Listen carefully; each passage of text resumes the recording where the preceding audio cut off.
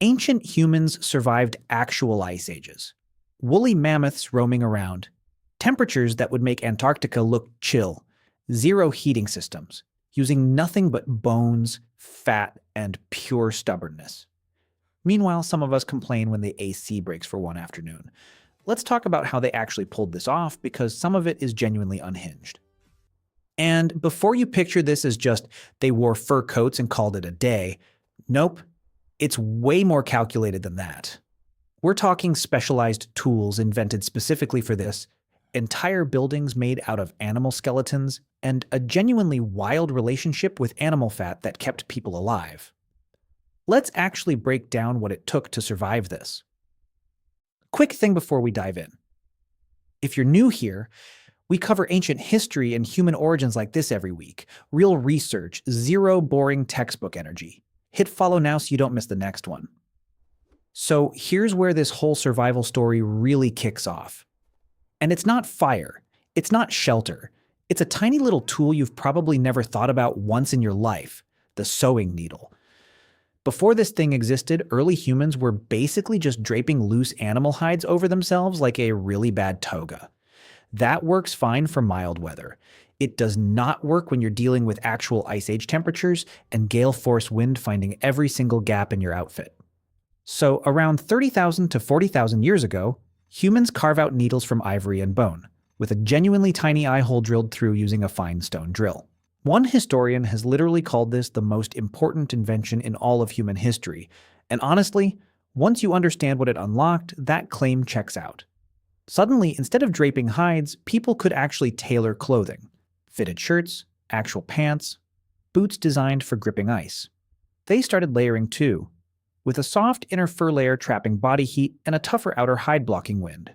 Basically inventing the base layer plus shell system that outdoor gear companies still sell today for an insane markup. This single tool is genuinely part of why humans could migrate into brutally cold northern regions that would have been a death sentence in loose, floppy animal skins. Okay, so now they're dressed properly. Great, but clothing doesn't help much if you don't have anywhere to actually live, especially in areas where there wasn't a single cave for miles. So what did people do? They built houses out of mammoths. So in areas of Eastern Europe without natural caves available, ancient humans did something genuinely wild. They built entire circular dwellings using the actual skeletal remains of woolly mammoths as the structural frame. We're talking bones and tusks stacked and arranged as literal architecture. Some of these structures dated to over 20,000 years old. Once the bone frame was up, they'd cover the whole thing with hides and turf for insulation, creating a shockingly effective barrier against brutal outside temperatures. And this wasn't some desperate one-time survival hack either. This was genuine engineering, repeated and refined across multiple sites. Inside, a fire would burn at the center, which meant the whole structure functioned as a warm, communal hub for cooking, storytelling, tool repair. Basically the Ice Age version of a family living room, just built entirely out of the skeleton of an animal roughly the size of a small truck. Killing one mammoth alone could provide enough meat to feed a village for weeks and to supply the bones and hide for an entire shelter. It's honestly one of the most efficient resource-to-survival pipelines in all of human history. Okay, so they've got the outfit, they've got the house. But none of that matters if you starve halfway through winter. So how did they keep food edible for months at a time with zero refrigerators? This part is genuinely clever. So here's a detail that genuinely surprised researchers.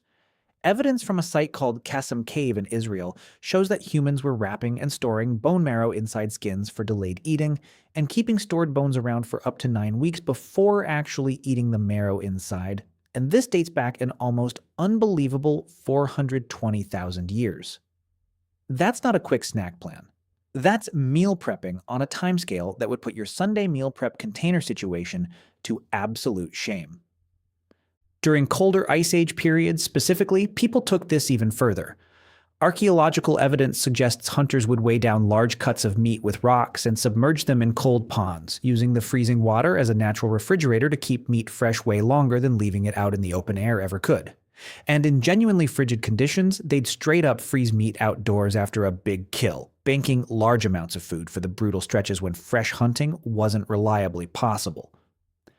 And here's the detail people almost never talk about.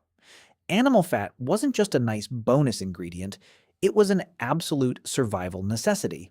Lean meat alone, without enough fat, can actually be dangerous to survive on long term, since your body can only process so much protein without enough fat or carbohydrates alongside it. A genuine condition sometimes nicknamed rabbit starvation from later frontier history. Ice Age humans clearly understood this on some level, because fat from animals like mammoths and bison was treated as an absolutely essential, prized resource. Not a diet culture villain the way it gets treated today, but literally one of the most valuable substances keeping people alive through brutal winters. So, clothing, shelter, and food storage are all locked in. But there's one more ingredient in all of this that doesn't get nearly enough credit, and it might honestly be the most important one of all. So fire obviously mattered enormously. It let people cook tough, half-frozen meat, render down fat for extra calories, sterilize tools, and keep dangerous nighttime predators away from camp. During the brutally long polar winters with limited daylight, fire also just straight up extended usable hours in the day.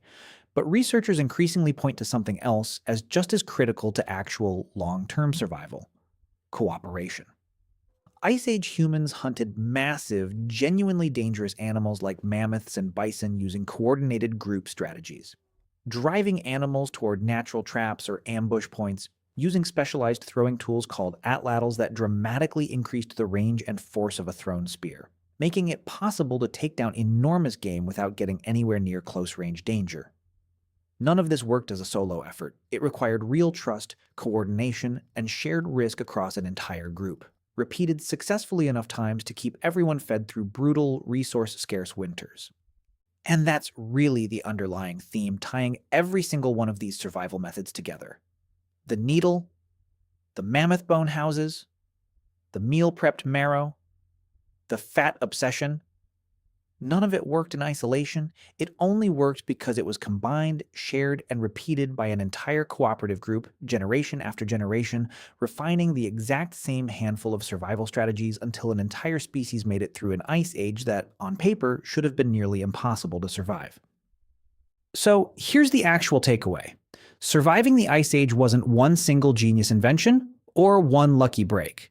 It was an entire interconnected system. A tiny needle enabling proper clothing, mammoth skeletons becoming actual architecture, meal prep on a scale of literal weeks, an entire nutritional understanding of fat built through trial and error, and cooperative hunting strategies passed down and refined over generations.